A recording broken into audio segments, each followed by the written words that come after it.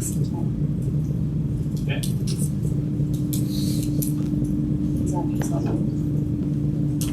Okay, could I get a motion to approve last month's meeting minutes that were sent out by Tribuza? I move to approve last month's meeting minutes. Can I get a second? Perfect. Any discussion on the minutes at all? Second, I'm sorry. Okay. All in favor of approving last month's minutes? Aye. Aye. Aye. Opposed? Abstained? Okay. Carries. Okay, perfect. I really don't have much to say. Happy December, everyone. I know this is like So I'm sorry, we Yeah. with the public comment before the reports, or, I usually do the chair report and then I do that. sorry. So we'll do public comment after this. Happy holidays to everyone who celebrates whatever you celebrate. I know the kids are in the midst of finals and the teachers as well, so this is a big push week. There's a lot of flu and RSV and other illnesses going around, so hopefully everyone stays healthy for their breaks and their time off. Hats off to the senior class. I know this is also a rough week with EDs coming out, and celebratory and some disappointments as well. And just remember, this is a long process. You're all going to be amazing. This isn't the end. There's always lots more coming at you. So hang in there. I know it's hard. And yeah, I'd just like to thank everyone for all their hard work over the last couple months. And let's, we'll finish up this meeting and then we'll all hopefully have a wonderful break. That's all I got. We'll open up the public comment. Got it. All right. All right, first one up is Bill, I think, is it Hookwater? Yes, no, sorry, pass. Okay. Then the next one is Kishasha Ford, who's our LSC director. Good evening, everyone. My name is Kishasha Ford, Director of LSC Relations. I thought I would just take this time to promote LSC elections. The application deadline is January the 20th. 3 p.m. Applications are online. I encourage, since I have this bunch of people online and in space, encourage you all to run for LSC. This term ends June 30th. It is an amazing opportunity to make a difference in your school, an amazing opportunity to support your students, and also for students, it's a wonderful leadership opportunity. So I'm looking forward to everyone in this room applying for LSC. We also need election judges. It is a one-day paid opportunity. You get your check at the end of the day. It's $325, and we need to recruit 2,000 judges to help us facilitate the election process across the city. And so also, if you're not going to run to be a candidate, please encourage others to run to be a candidate, and also encourage others to be an election judge. We train you.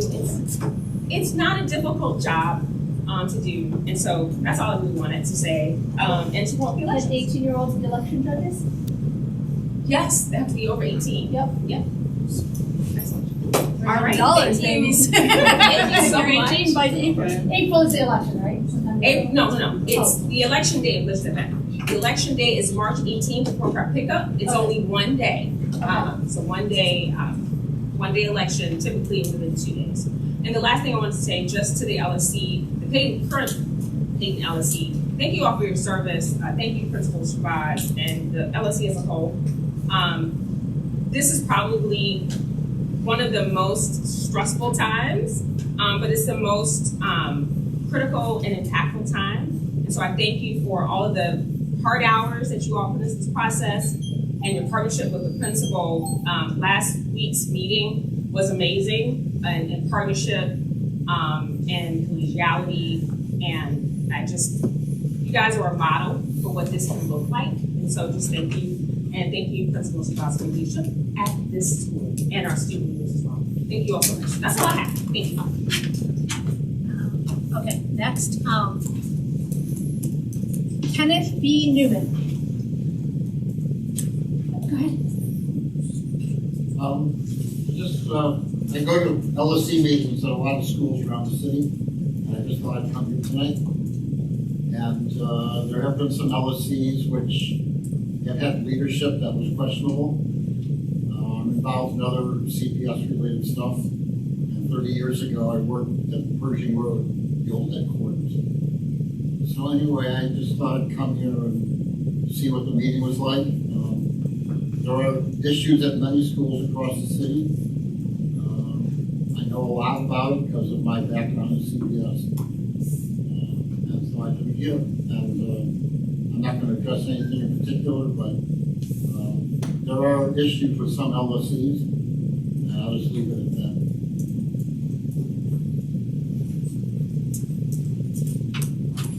Next one is Dr. Vicki Lee. Hi, good evening. My name is Dr. Vicki Lee. I'm a former Chicago Public School principal. So sorry. What? Just sorry. Sorry. Technology issues. Go ahead. All right. My name is Dr. Vicki Lee. I'm a former Chicago Public School principal. I am here today in support as a friend and former colleague of Dr. Shabazz. I'm not here in any official capacity, just here to show support for the student leadership and the principal leadership within this space and the community. I am also a member of the community as well. Thank you for having me. And last up, we have Janet Fernandez. LSC members, I am urging you to vote no on the principal's contract renewal. The addendum highlights significant gaps in the leadership, and our students deserve leadership that is honest, fair, and fully committed to their success and well-being. Walter Payton College deserves leadership grounded in integrity, transparency, and accountability. Unfortunately, Principal Shabazz has repeatedly fallen short of these standards. Her leadership has been defined by dishonesty, retaliation, inequitable treatment, and decisions that have caused lasting harm to students and families. Instead of serving the community with professionalism and integrity, she has too often prioritized her own interests over those of the students and families she is meant to support. In avoiding accountability, she has demonstrated a clear lack of leadership. Renewing her contract would send a message that dishonest, retaliatory, and self-serving behavior is acceptable, and that is not a standard our school should accept. This decision is about more than one individual. It's about the future climate, credibility, and values of Walter Payton College Prep.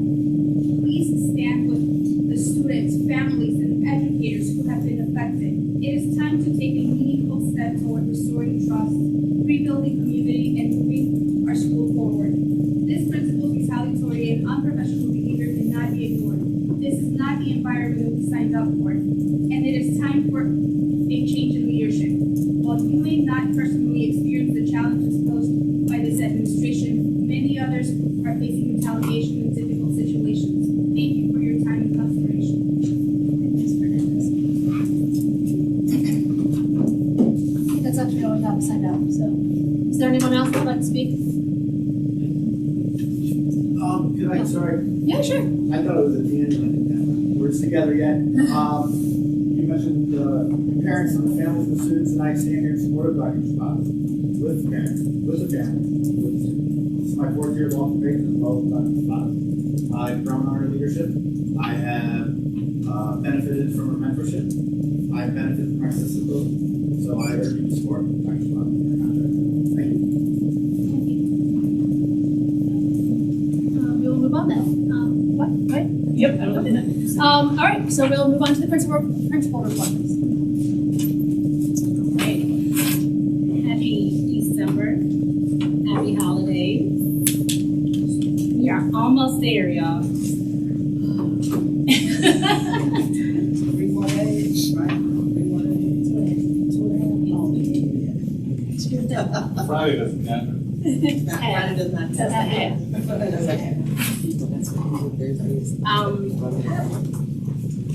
I'm also passing down an additional sheet from my report. I'll get to that.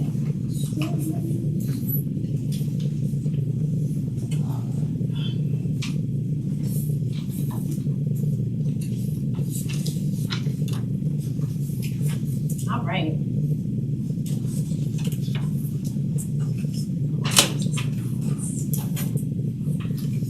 Just want to bring attention to our 3 CIWP priorities, which are curriculum and instruction, inclusive and supportive learning environment, and connectedness and well-being.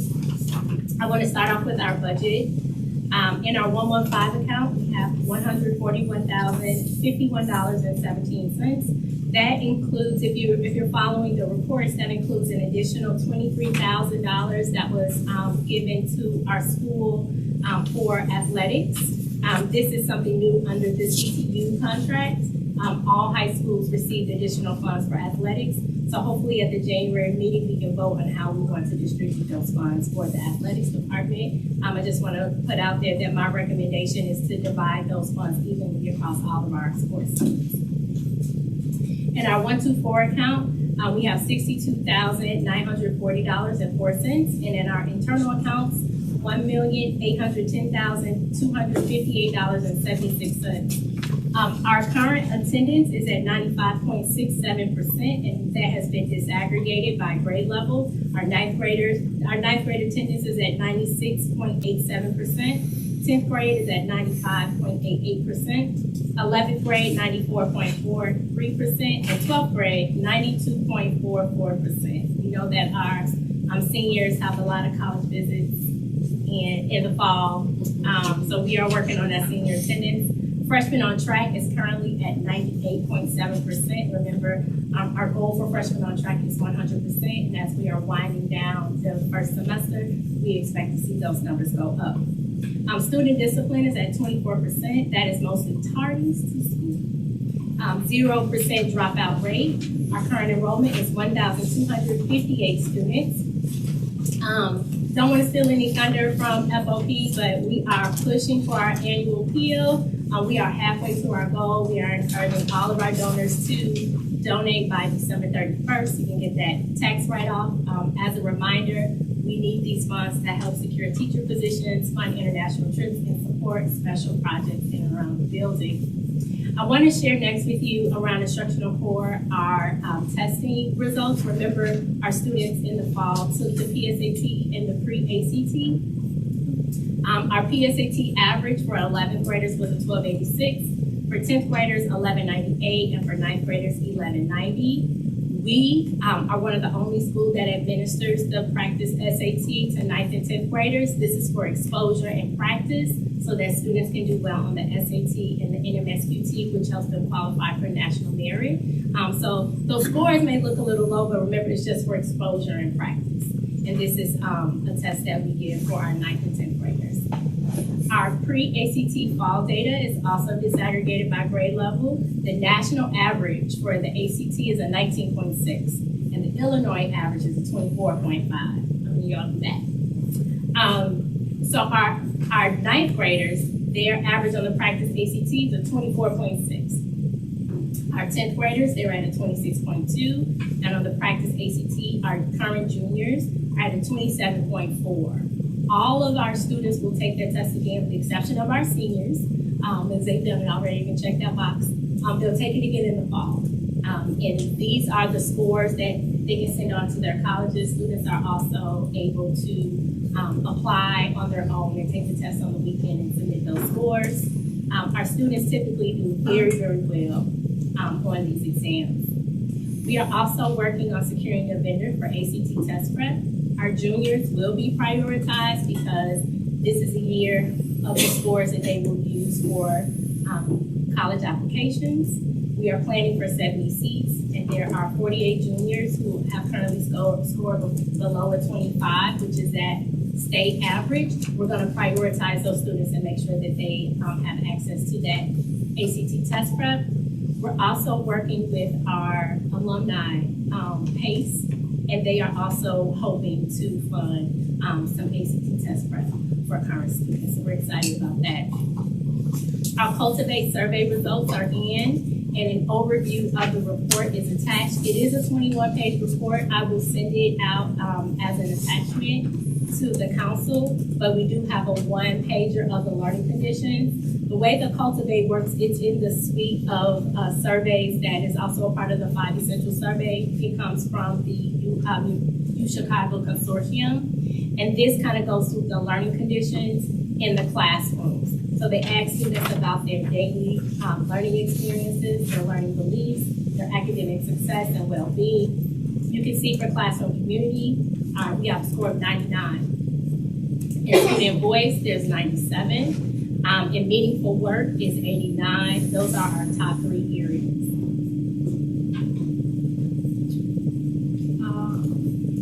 AP exams, this is a fun update. This year we will administer over 3,000 exams. This is the highest number of exams in the past 5 years. CPS has shared the list with us for students who qualify for a fee waiver. I don't know if you all remember that this year, prior to this year, CPS would pay for all of the AP exams due to budget cuts. They are no longer paying for all of the exams. So students who qualify for a fee waiver, they can take those tests for free. What does that mean for Payton? We have that list, and our students who qualify for free and reduced lunch are taking 750 exams this year, which is a substantial amount of tests. And this cost will be $40,000 to the school. So I just want to leave this with that, and that is at the reduced rate. It's going to cost us $40,000 to cover that. So our instructional leadership team update. Since our last meeting in November, not last week, because it won't for that, the ILT has met 3 times in maintaining its focus on leveraging disciplinary literacy to extend student agency. ILT members each finished developing and presenting departmental skills categories. For example, the social studies department created 5 categories: text source analysis, qualitative and visual source analysis, historical reasoning, concept application, and argumentation. The IoT also began developing a school-specific definition of student independence by reading from Zaretta Hammond's new book, Rebuilding Students' Learning Power. In the 3rd quarter, which will be when we return from break, IoT members plan to visit Payton classrooms with a clear set of student agency look-fors in order to identify professional development needs, strengthen student agency, and inform school priorities, including the next CIWP, which we are getting started on very, very soon. Under Component 3, Climate and Culture, our athletics department hosted an award celebration last Monday, December 8th. Fine and Performing Arts Department, 2 holiday concerts were held by the choir and the band of the instrumental programs, which were fantastic. Winter Palooza is our annual PALS event for freshmen. It will be held this Friday. This event is designed for PALS to connect with their advisories.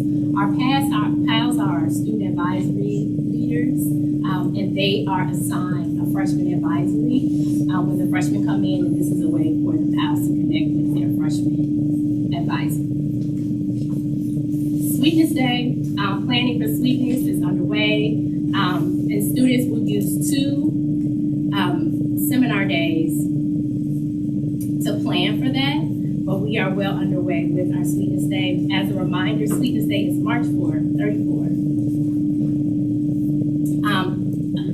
We're having an attendance pizza party, so the winners of the first semester attendance challenge will have a pizza party on January 23rd. If you go back to page 1, you'll kind of see who's going to lead for that one. Come on, seniors! Seniors! We want you to have a pizza party. It is final exam week, and it's also holiday spirit week, and we are also partnering with student government for some special activities. Maybe it'll show up in the report. And facilities updates. Again, we are waiting on all of our requests for our supplies to come in due to funding from the district. We did get a delivery of some supplies this week. We're excited about that, some light bulbs and some plumbing supplies. And then over the break, our engineers will complete various projects. For example, on the urinals and light replacement. And the custodial team will strip and wax the 3rd floor over break. And we meet weekly on Tuesdays with the facilities team. As far as REACH is concerned, 50% of REACH observations per teachers have been completed, and we will resume those observations after break. Currently, all teaching positions are filled, and we have posted the positions for upcoming leaves of absence for maternity and paternity leave, and we are starting interviews this week. We also hired a new special education teacher and 1 paraprofessional, and they will both start on January 5th. January 5th is a teacher-directed professional development day, and February 17th is the next the 5th is a teacher-directed professional development day, and February 17th is the next principal directed professional development day. So here we are in final exam week, and winter break is right around the corner.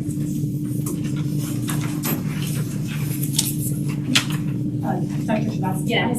2 questions in the report. In regards to the PSA and the pre-ACT, is the trend when you take it as a freshman to see those scores move up?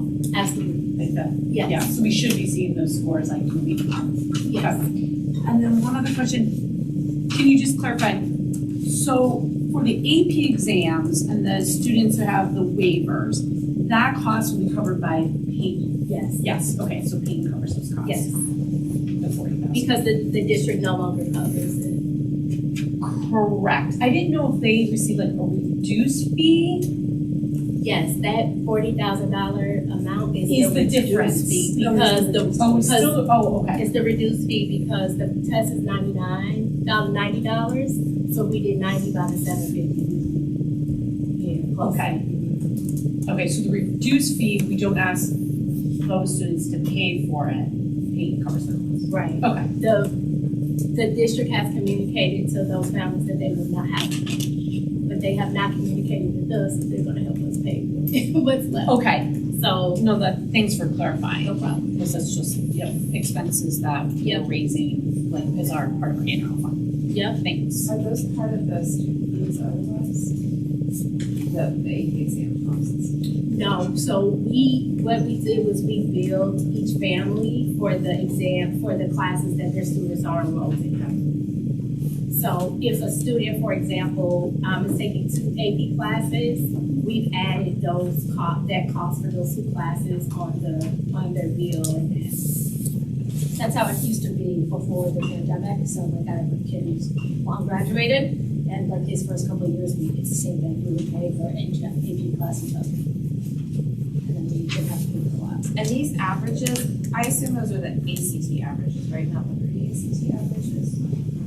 Yep, so they say pre-ACT because it is in the 11th grade test. Oh, and then for the national and the LSC, is that for pre or? No, that's the ACT. Got it. All right, thank you. Yep.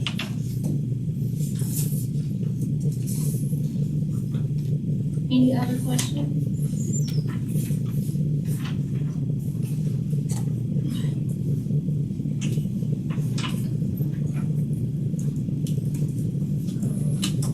So what I'm passing around now, fundraisers that need to be approved and our summary trial balance for our internal accounts. Our cash receipts journal will show when checks were written this month.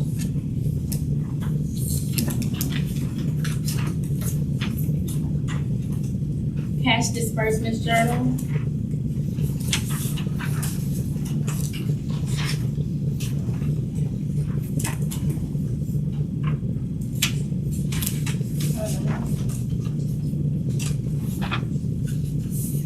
Yeah, the short one.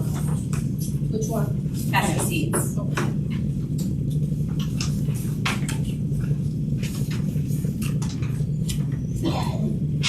And then our internal accounting reconciliation report, which is approved monthly.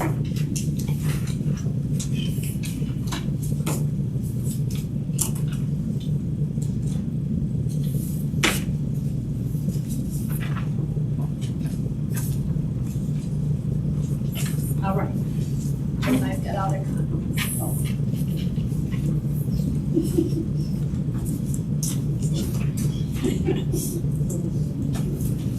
All right.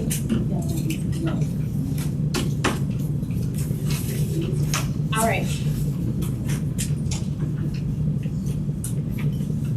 Fundraisers for approval. The Spain trip is selling, you know it, double good popcorn to cover their international travel expenses.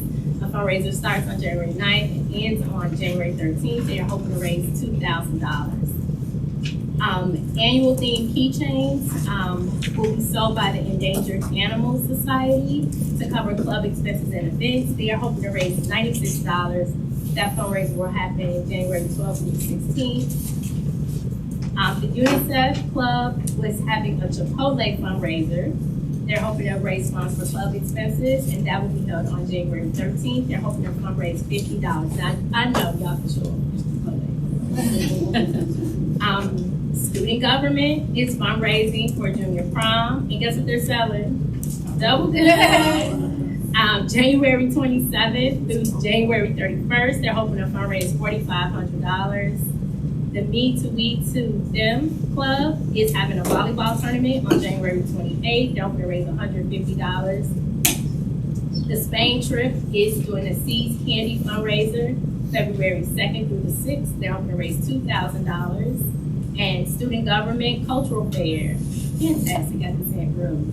To fund club grants, the cultural fair will be on April 17th, and they're hoping to raise $750. Can I have a motion to approve the fundraisers that's presented? Move to approve. A second. All in favor? Aye. All right, all opposed? Abstained? Motion carries. One more thing, and I meant to put it in my report, but it was the top story in the Post last night. Our graduating class has 216 Illinois State Scholars. It's the most Illinois State Scholars that we've had since 2018. Our numbers are trending up in terms of our percentage of students to the students who are receiving that. So we are so very excited. We have so many students that they told us we have to print our own certificates. Students, your certificates will be ready for you after the break. So congratulations to all the seniors who were selected as Illinois State Scholars. Well done, Liz. And that concludes my report. Budget, do we have anything? Sam? We do not. Okay. The city's budget has to be approved by year end. I care only about CPS. Okay, teacher.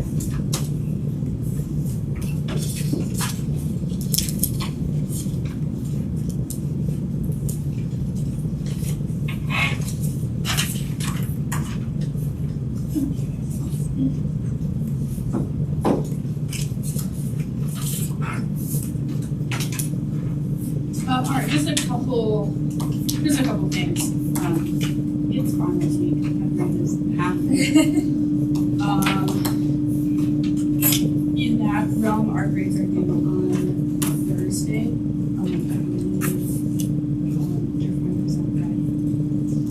Yes, we have the opportunity to correct up until Friday, if I'm not mistaken. so that's the timeline listed that. Kind of like a semester summary or recap for the freshman success team.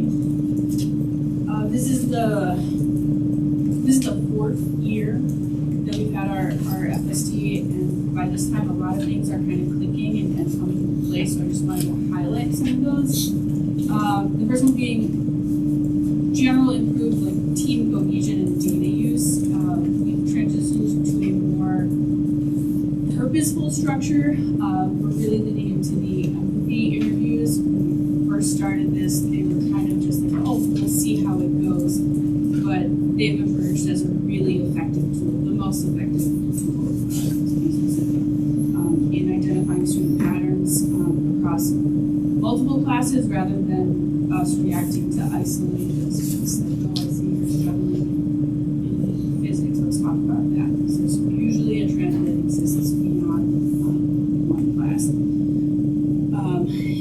Along those lines as well, we're shifting to a systems level type of thinking, moving away from deficit-based framing towards analyzing how instructional and environmental factors rather than just student-centered or student effort impact those, specifically with language needs, or as I've talked about many times, executive functioning challenges. That's a big theme that we're seeing continuing.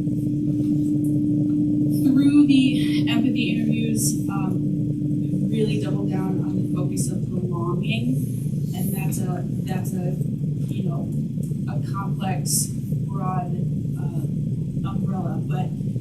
what we're doing within that is the change ideas as exit tickets. And they've created this kind of continuous feedback loop that we can measure. We're using the data system from UChicago and NCS to track the specific items that students are responding to.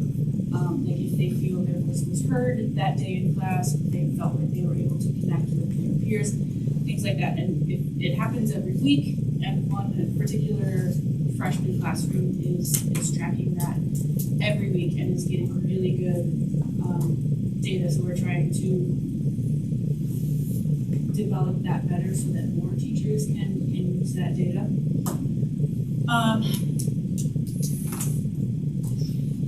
Looking towards next semester, some goals. We want to formalize like the follow-up structures we have with students, or not really just with students, but improving the feedback loops with teachers, counselors, and how that communication is supporting students. So we want to have more of a solid structure there. And leading into FST as a growth-oriented support. We really don't want it to seem or be a remedial measure. That is not our intention. SST, Sophomore Success Team, we're looking to build that.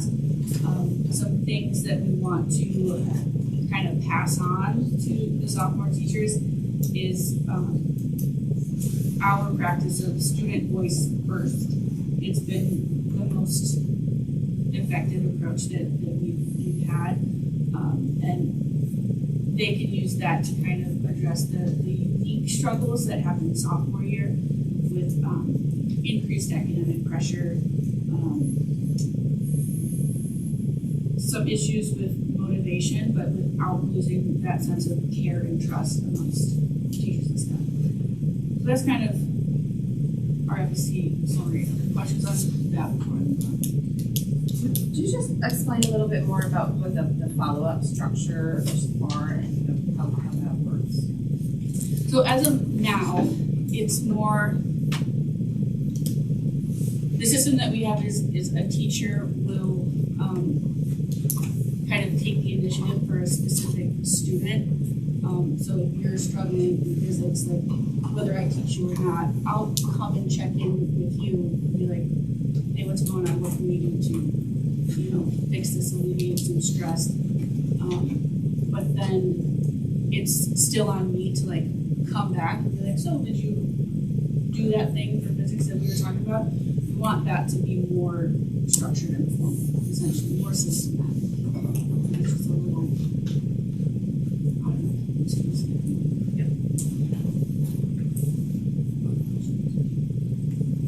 The exit tickets, is that a pilot? And it may be too early for this question, but are you seeing a correlation between the sense of belonging and engagement? I forget those were the two variables that are yeah, it was sort of piloted last year. This is the first year that it's been more routine, or at least enough to gather some data and meeting from that. But what causes that relationship is still, it could be like, I didn't have a good lunch today, so I wasn't feeling well in physics. I wasn't happy about tacos. So we're still like looking at that. But in general, we are seeing like, the more we do it, there's an upward trend in belonging. Are the results anonymized? Are they? Yeah, yeah. It's just like a class. You don't know what specific student said what, you just know it was this specific class on a Tuesday. And you don't know anything about the students? Well, the teacher who's reading it, they know what students are in the class, but it's not associated with an individual to their comment. Thanks. Thank you. Okay. As far as PBLC, Ms. Rivera and I we want to do just like a quick temperature check with staff when we come back from break on what priorities they would like to see the PBLC focus on. So we want to get some staff feedback with that. Mr. Barrett, you want to talk about the sanctuary committee? Yes, so as a reminder, this was a newly developed committee composed of administrators, teachers, security. I'm putting that out there because I forgot to mention Judy last time, so Judy, this is for you. And counselors.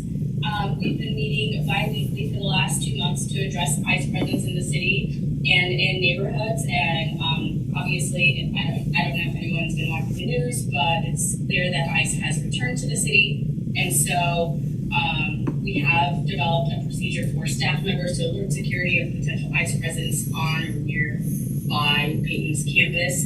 And one highlight that we really wanted to share with the LSC is that students have joined our bi-weekly meetings.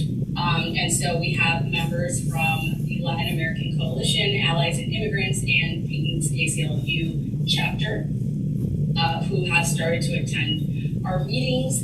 And so they attended the last 2 or 3 meetings. I can't recall too specifically, but within those meetings, they have proposed and are in the process of developing a day of action here at Payton. And we are really excited about this work that they are proposing. And so during our last meeting, Dr. Shabazz came up with this really great idea after listening to the students' initial suggestions around this idea.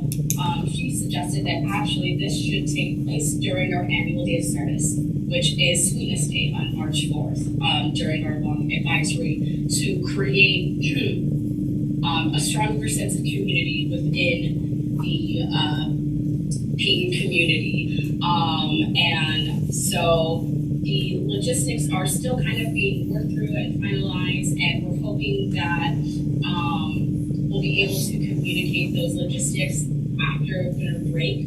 But we do want to share that we have partnered up with some community organizers to get supplies to make over 1,200 whistle kits to help distribute across the city of Chicago, hopefully on Sweetness Day.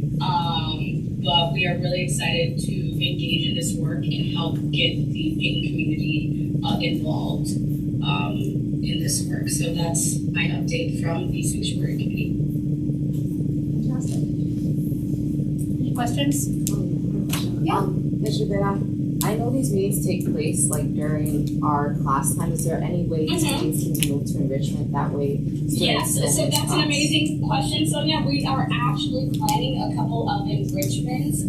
We've been talking, so Ms. Iverman and I, we've been talking about scheduling some enrichments actually after we come back from winter break. So we're trying to figure out like when would be the best times to do that. So if anything, I might reach out to you and see like when we could try and do that. We might try and use some of those times that I typically do LAC action on Fridays to see if we can use some of those enrichment times to plan the logistics for all of this. All right, thank you. Yeah. Any other questions? All right. The students next. Yes? Yep, students.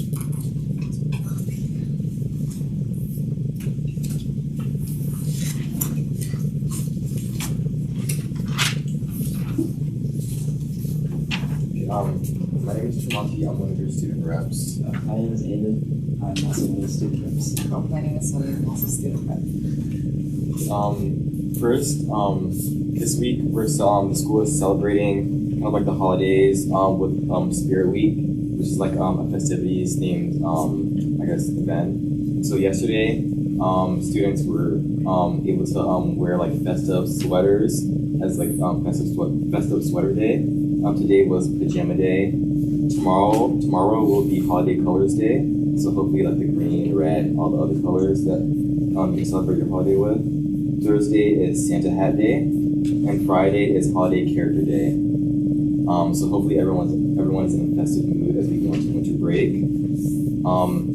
This week is also finals exam week. So from today up until Thursday, all the classes will have their final exam scheduled with the finals exam schedule. So hopefully if anyone is confused about the schedule, you can find it in the Payton Post or on the school website. And if you're a parent, hopefully, you can encourage your students to, get extra sleep to help them prepare, especially if you're a senior parent, because it's kind of rough for us right now. Yeah, and we want to recognize the Payton varsity cheer team, as they made school history by being the first Payton team to qualify for the Illinois Cheerleading State Championship. So congratulations to them. Moving on, so the Allies and Immigrants Club and PSM, Payton Salazar Mentoring, are running a winter clothes drive between December 5th and December 18th, so the end of this week. And we are collecting hats, coats, scarves, undergarments that will be donated to community pantries. The donation drop-off box is just in the atrium next to the girls' restroom. So it's encouraged, if you have anything you don't wear anymore, no matter the size or gender, please bring it in. I know this is gonna help a lot of people, especially as we have colder weather rolling in. And then there is also a Mario Kart and Smash Bros tournament fundraiser for Allies and Immigrants, which will be during the makeup enrichment period during this Friday, and tickets are $6 for entry. And then also to add, on the Thursday in Richmond, the end of finals day, there will be a student versus faculty volleyball game for the Lisbon Marine Ecology trip in the West Gym, and then it'll just be students from the boys and girls volleyball team playing teachers, so it'll be fun to watch. Moving on to student government, student choice events, a student government initiative that lets students vote upon which events they want student government to do. They hosted a hot chocolate stand for students to de-stress from finals, and will stay in place until the end of finals. The Underclassmen Dance Committee is happy to announce the Spring Fling will be in March 2026 at the Radisson Blue Aqua. They are planning future fundraisers and reaching out to potential DJs currently. Junior Prom May 30th and Cultural Fair April 17th are also amidst planning and fundraising. And then we released a newsletter in the Payton Post called So What's Up with StudGov that updates students on all initiatives and community work. And then for our student feedback form, we have started working on our flyers, and we'll put them up once we come back from winter break, because we know there's a lot of cleaning that goes around. So we're gonna get those up, and it'll be a lot more accessible and visible to students. So it is our LSC student feedback form as well as the StudGov feedback form. So it's just a reminder and easy for students to see when they're walking in the hallway. That way they don't have to go to our social media, because I know some students don't have social media as well. So just being up around the school is gonna make it a lot more accessible. Is that like a QR code or something? Yeah, QR code, easiest, fastest way, yeah. Awesome. And then everyone can't wait for winter break. I hear you. Yeah, All right. those are for things. All right, FOP. Yes, hi. Hi everyone, my name is Beth Bentley. I am the president of Friends of Payton. Some updates. So first off, we're helping support Dr. Shabazz on Friday for the holiday teacher breakfast morning. So we've got a lot of volunteers coming, and we also have parents that are donating desserts or orange juice or something like that, bringing it in. So our volunteer team is working really hard on that. And then I'd like to talk to you about the annual appeal. So right now it's annual appeal season, and this is important. So our goal is to raise $600,000 during this portion of our fundraising. This goes to fund 7.3 teacher or faculty positions in this school. So things that I hear about the annual appeal. Well, they always make a goal for annual appeal. Well, I don't know. Every year before, have we made goal? Yes, absolutely. But we don't get a future credit for the next year for making the goal. So we are working really hard. I'll say, our annual appeal team, along with myself, I think, we put the work into this as if people's jobs rely on it, because they do. And I think as a parent in supporting this school, to keep this school what it is and to have our student experience at such a level that it is, it really requires everyone to pitch in. That can be a little, that can be a lot. It really, we're really looking for participation. And if you can do a lot one year, great. Next year, a little more, we are all working together for the same thing. I never take it for granted that we are going to meet this goal. I never do. And again, this is how we're going to fund actual individuals that work in this building. There isn't an abstract concept, that I'm trying to communicate. It's for actual jobs. And I take it extremely seriously. This whole team does. also like to remind everyone that everyone on our parent team is volunteer. They're giving their time, a lot of them work, they have younger children, and so, please be aware that when they're hounding you down for your donation, they also have jobs, and they also have children, they're also making dinner, and they're also running carpool. So please just, if you can donate, if that's gonna be in your plan, please let us know, give a pledge so we're sleeping a little easier. One thing also that Friends of Payton is doing right now, we have a program called Payton Cares that supports at-risk students at the school. So we don't talk about it a lot, but I'll say during the holidays, it's really near and dear to my heart because there are students that we support that might have like a Christmas list that probably doesn't look like a typical kid's Christmas list that you might see.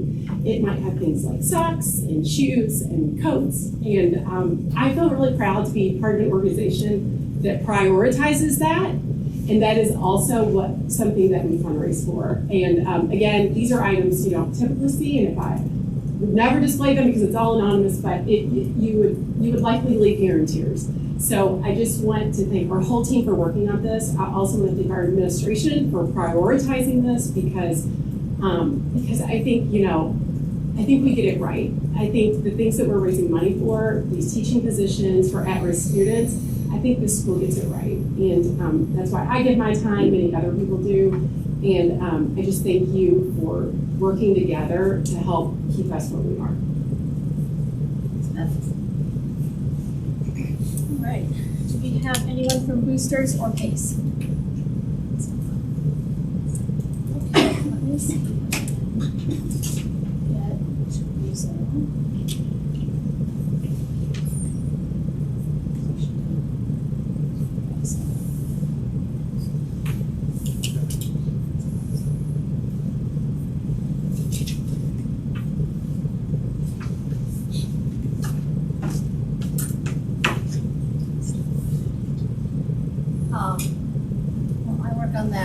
So we are going to move to old business, which is basically we met last Thursday to approve the addenda for Principal Shabazz's possible contract renewal. That has been approved. The ones we approved were then approved by legal one last time. So before we move to vote on the contract renewal with those, we do not need to re-vote on these because they were unchanged.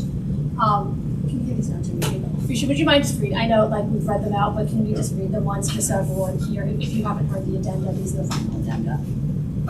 Sure.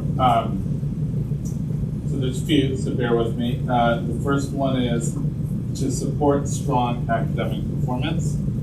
The principal shall provide the LSC quarterly reports that include data disaggregated by race, ethnicity, gender, English learner status, diverse learner status, and economic disadvantage status on student progress on attendance, freshman on track, sophomore on track, enrollment in early college credit courses, and PSAT and ACT assessments administered by CPS. The report should include strategies and initiatives connected to the CIWP that focus on increasing support to close equity gaps in the above metrics and continue to strengthen student performance. That's the first one. The second one is to enhance communication. The principal shall establish processes to publicly respond to questions submitted by members of the school community on a monthly basis concerning general issues that impact a significant number of individuals in the school community, including but not limited to academic, budget, school environment, school safety, and scheduling topics. Moving on to enhance culture and climate.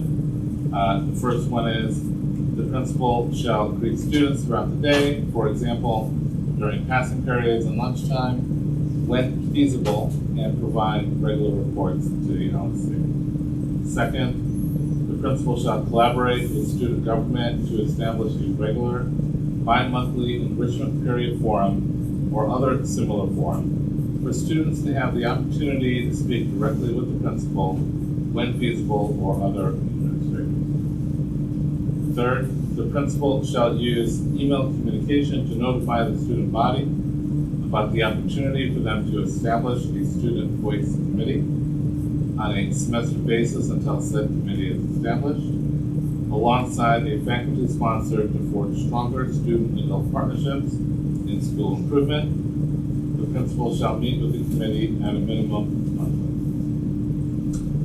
To support teachers, first one, the principal shall provide semester reports to the LSC, faculty, and staff that identify CIWP-aligned professional development through district-mandated PD structures and include evidence of implementation monitoring, for example, walk-through trends, ILT or departmental feedback, or instructional artifacts.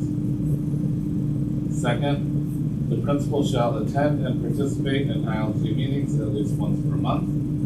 Should this not be possible in a given month, the principal shall provide written input, for example, agenda notes, recommendations, or feedback to the ILT chair no later than 24 hours before the scheduled meeting.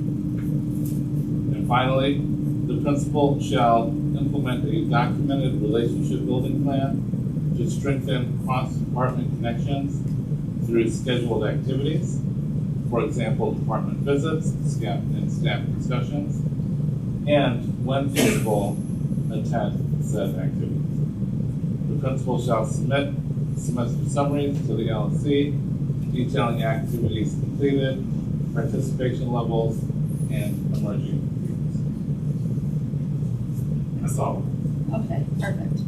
Luzo is having to download Zoom, so I'll put this time. So give me 1 second. Okay, sure, no problem. She got a new phone.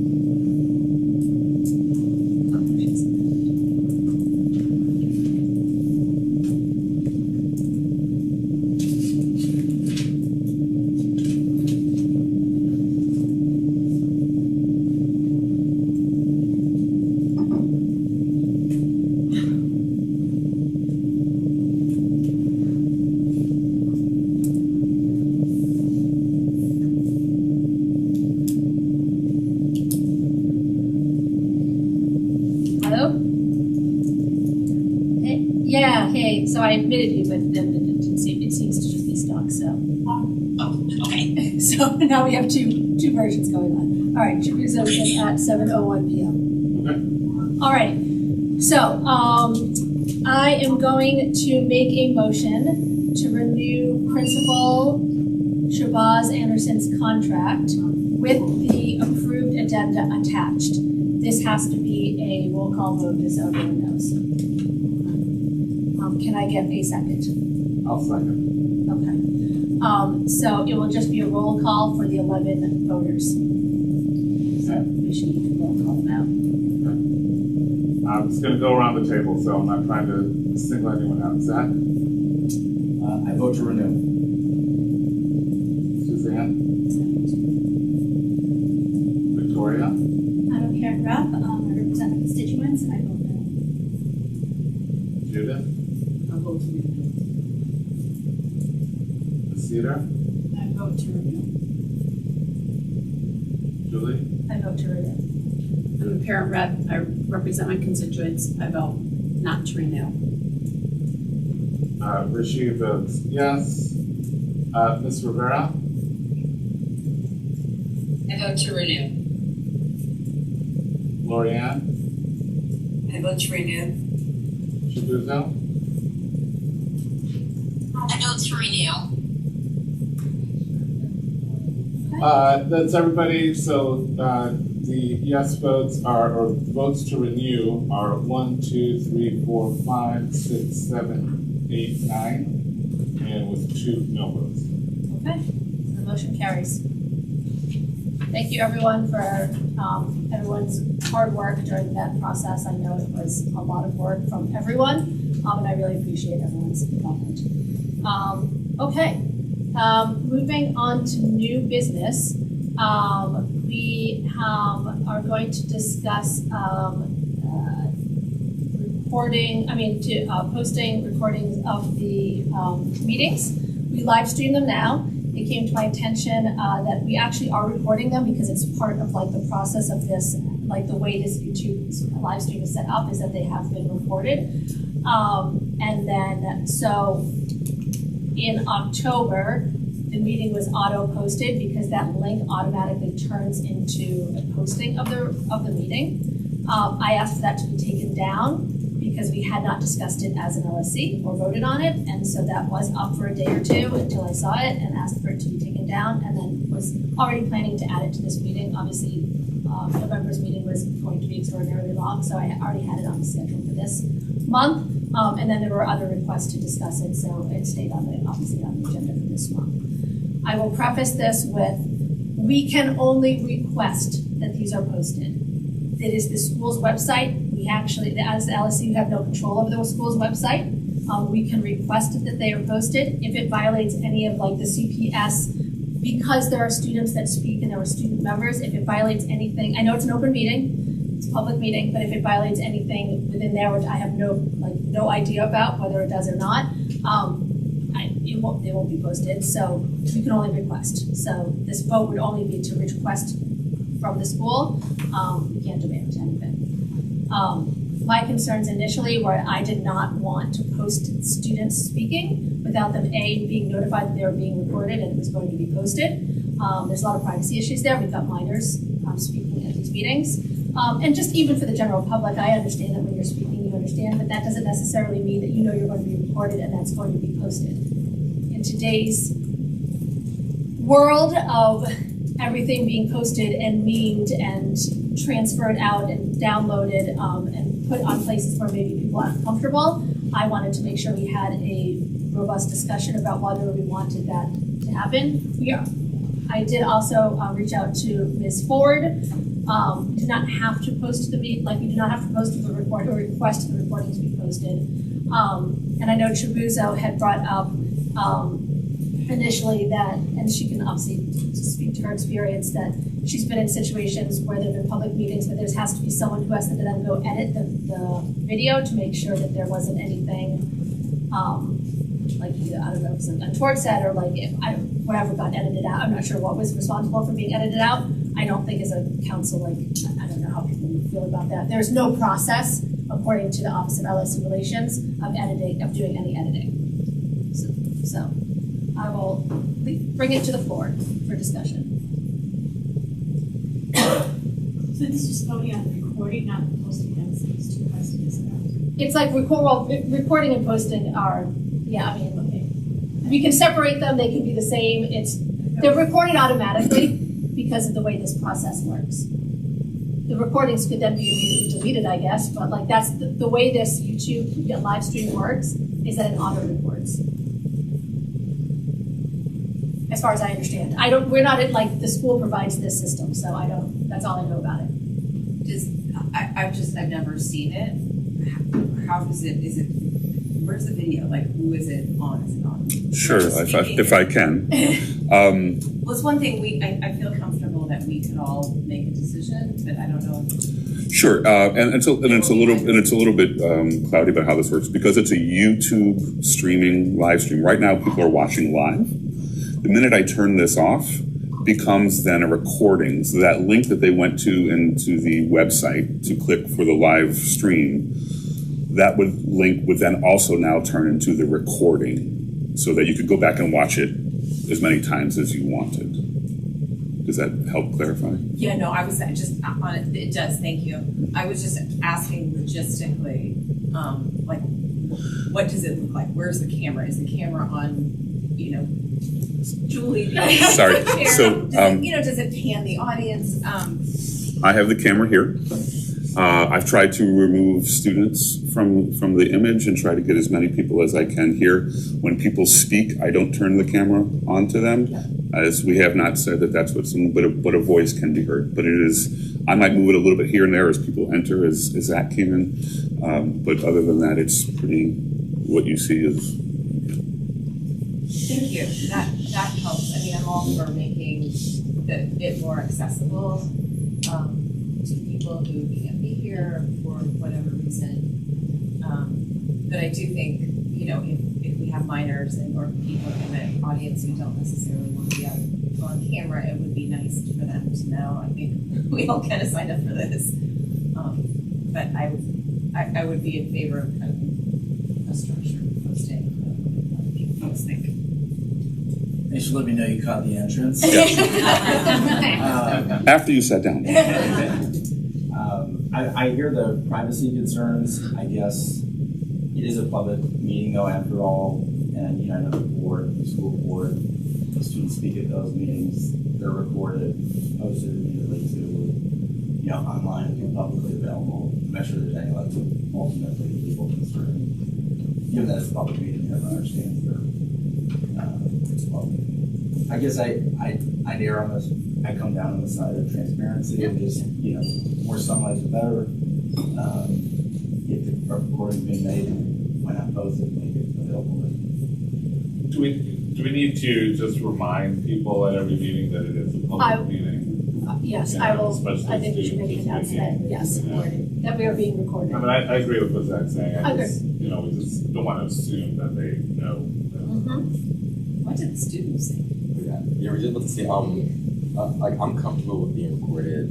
Saying being recorded, being posted, and I think it's very important for the student body as a whole. Like, there's not that many students in this space right now. Like, there's like 4, I can count them, 3, including us. And a lot of students, go home, they're doing stuff, but they also still want to be informed. The meeting minutes don't come out until like the next meeting, so people want to see what happens at the meeting. Like, they don't want to hear what happened, whether that's like from us or from other people, because those views or perspectives may be biased. So they want to see it for themselves. So I feel like having these videos uploaded is going to increase transparency, and it's going to make it a lot more accessible. I mean, in this day and age, who doesn't have a phone, Wi-Fi, to easily access this. And then another suggestion I would also make is just like reminding people before public comment, like, hey, this is being recorded, and even like asking, are you okay with this being uploaded later? Like, you can keep track of that as to who. It's not gonna, if they're not okay, look, that's fine. We'll say when it's being recorded, if they're not okay, then they can't basically comment because we can't edit it. Like, I don't think we have like the bandwidth to be editing things. So if we post them, I think we post them. It's gonna be too difficult to do it that way. Can I ask a question, given that if there's information that comes out, this would probably happen more during like public participation, but something that's some sort of, potentially an unsubstantiated allegation that's like a personnel issue, given the fact that the recordings are not edited, if they're then being posted with content that is like salacious or there's some sort of like incendiary or whatever the case is, what happens in those situations? Is there a policy around that? Shasha, can you speak to that? Sure, I can. Yes, please, sir. So it gets posted in its entirety. Yeah. Like that's the risk that you run. What's shared in public comment is shared in public comment. You can't censor it, right? And so if you have someone that says, John Doe kicked my dog, that's in the recording. That's what's shared with the world. So.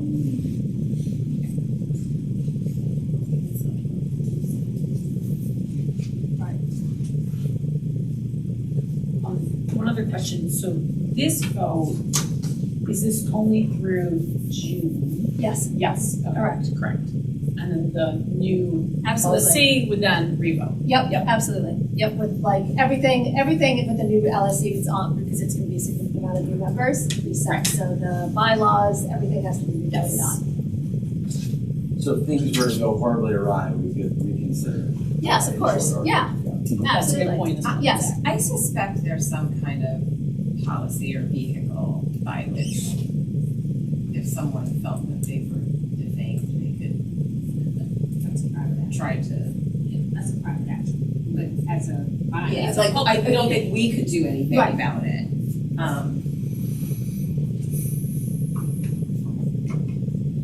But if anybody wasn't comfortable looking into that, I guess they would just be incumbent upon them to do so. Yeah, I just didn't feel comfortable making the decision without us all discussing it and making it clear to everyone. I definitely, especially when we're talking about students, that was definitely not going to be my call alone. Any other discussion? So can we piggyback on, posting LSC meetings? Like FOP sends out, and other schools send out, hey, there's a 48 hours, they can email as well. No, because we do not have access. The reason FOP can do that is because they collect everyone's data. They're the ones who run the directory. Right, but other schools do send out in full transparency to invite the community in. We don't have we don't have access, and so that would require. Can we get access then? That would require one of the teacher members, or like Mr. Olson has sent out our Right. and then anytime there's a question, it goes to them, and then they have to forward it. I think that's not I don't think that's fair to ask Mr. Olson to do that. First ask, yeah. And they are posted every single like meeting. is other posted. schools will send out 48 hours, they also send out an email, because not everybody can come into school to see the LSC meeting posting. I don't even, if I'm not at LSC, I don't know when meetings are unless I go to the website or what the agenda is. So what other schools do, my other son's high school and elementary school, they send out an email reminding the community, school-wide email saying, hey, there's an LSC meeting, and here's the agenda in 48 hours, just as the posting would, which is also ADA compliant. Just as a reminder, at the July meeting, all of the meetings are set and they are not changed. And all of the meetings are posted, the live stream and the agenda are all posted on the school website prior to the meeting. And those meetings don't change. So if you go onto there once and put them in your calendar, they're not going to change. So, like people, you can go on there anytime to see when our meetings are. As It's a not courtesy something you do. reminder, though, I get FOP reminders, as a courtesy reminder to the community to invite the voices in.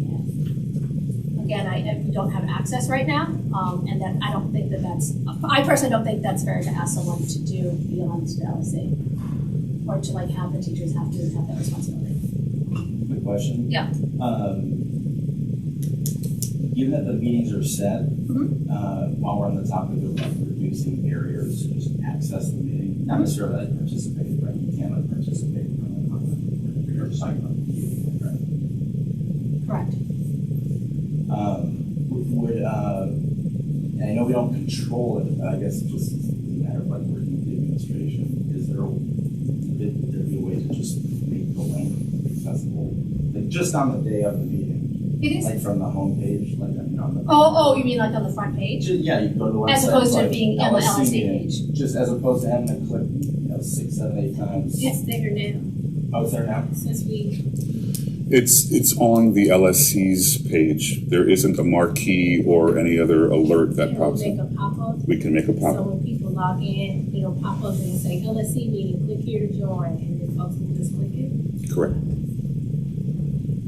One click instead of 8. Yeah, I know, I hear you, and sometimes people can't find, they don't know where they're looking, you can go to the little thing and drop it down, and I get it, yeah. Yeah, that's great. And that's not a problem, That's a pretty simple thing to do. love that. I mean, I can be in charge to get the emails. I can be in charge of sending out emails to remind the community. We don't have we can't, the problem is we can't just give people access to the entire parent community. Access, even the teachers don't have that access. They have to be granted for it every time we ask them to do that. It's like a special access. Can I ask Mr. Wilson then? Can I just interject real quick? Because you guys are. So, student emails, parent emails cannot be accessed by LSU members. That's considered confidential information, right? And so we can't give you, as an LSU member, the entire distribution list for all the students and parents. And so what she was trying to explain earlier, FOP, they collect their own emails when people log to the website and do their thing. So they collected it that way. And so that's how they send things out to their distribution list. But the district will not allow the principal to share the school community's email with any of us. With Dr. Shabazz, would you be willing to send out an email, a school-wide email to remind cast of the included. Okay, so when I run the post every week, with the exception of this week, I always post a flyer that says that, there's an LSC meeting. My understanding is that according to the LSC rules, we meet every criteria for communicating meetings. We post the agenda at the door. We list the dates of the meetings on the website. We do everything that we're supposed to do. What we're asking and talking about now are additional things, which I'm okay with. I'll continue to put it in a post. If I have the link on Mondays when the post goes out, I'll create a button and you can click it, and we can go from there.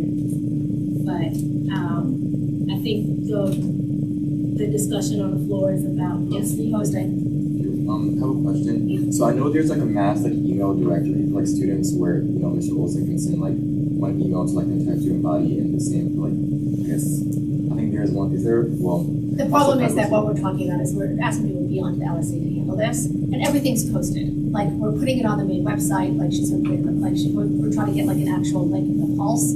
Let's stick to the discussion. Let's stick to the motion right now that we're discussing is the recording. I feel like we kind of agreed on that. I mean, do we feel like we need to discuss that further? I think just one thing for the students. I think one of our former student reps had an Instagram page for LSC.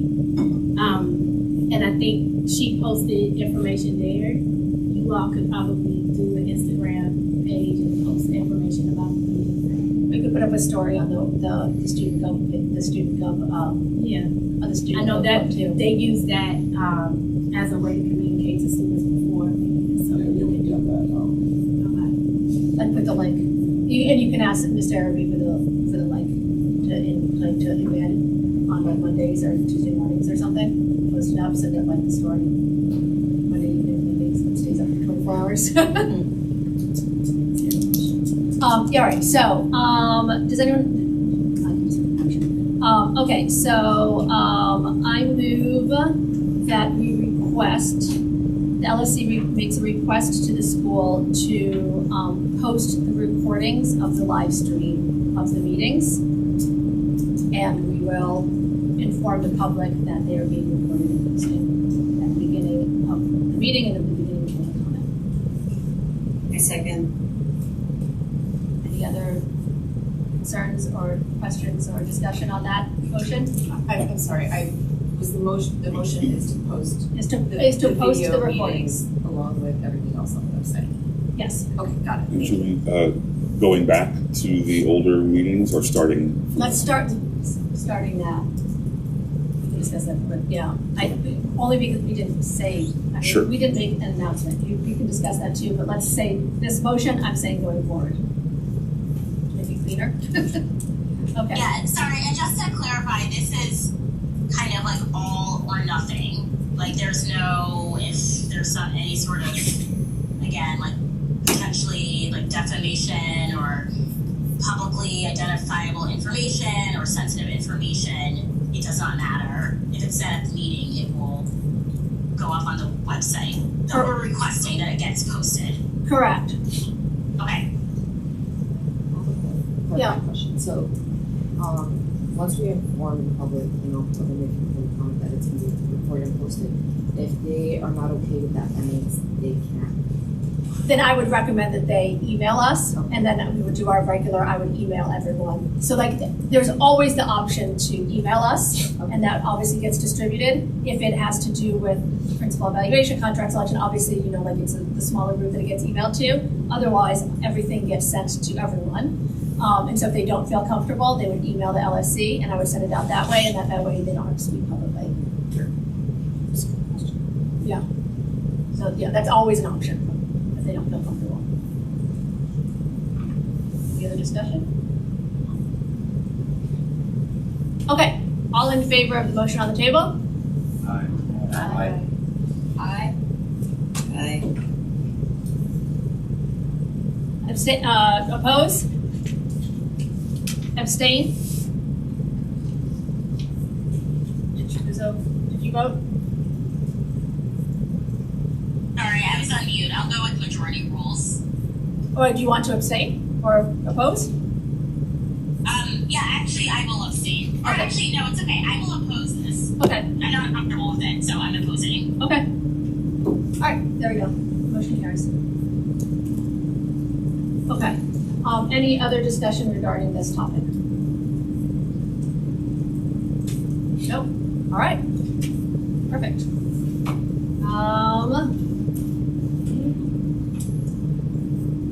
New business. Okay, have moved public comment. So, I need the LSC, the voting members of the LSC to stay because I do need your signatures. And otherwise, could I get a motion to adjourn? Can I? Yeah. One item, do I need to put one item on the agenda for the next meeting, just because it's a vote? We can discuss it, but we can't vote. Yeah, so we can discuss anything you'd like, we just can't vote. Okay. I would like to have a motion and a discussion at the next meeting about committee structure, and in particular, what do folks think about having a committee on climate community, something along those lines. Yeah. Just since there are concerns about being available and improving and strengthening the community and the culture going forward.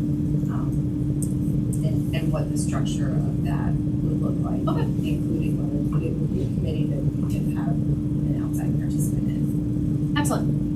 LSC committees can have outside participants for sure, right? So like that's always an option. Yeah, do you want to have that discussion now, or do you want to have that discussion like where we can have a vote on it and flesh it out a little bit? I think we can flesh it out. I'm happy to have a discussion now. I'm also happy to let everyone go steady. But I might forget about it, and I know that if it's not on the agenda for voting, shoot me an email, and I will, as soon as I get home, I will put it on the January agenda. It's fresh, and I'll make sure it's on there. Thank you. It's more fleshed out. Just, I know that this has been a challenging period for everyone, but I do want to assure the community that we've read every letter, heard everything everyone has to say. Your voice matters, your voice was heard, and to accept, I know there were people on all sides of all of these issues. You used your voice, we're proud of you. I think you should take that decision as a win, and I was very encouraged by the student who was here last meeting, who wanted us all to work together and build a stronger, better community in school. You guys are all ready to do great. Totally great. I did want to, before we adjourn, we had discussed, someone had brought up potentially getting a letter out that we could send to the communities just about kind of this whole process over the last couple months. And I just want to know if anyone would be willing to kind of step up. I literally have no bandwidth this week. But if anyone's willing to step forward and kind of banter around. I think Zach and I. Perfect. All right, that's fantastic. And the goal is to get out before the break. Right, so Friday. yes, that would have to be, so by Friday morning, yeah. And then just, do we need to, same page on the key points? I think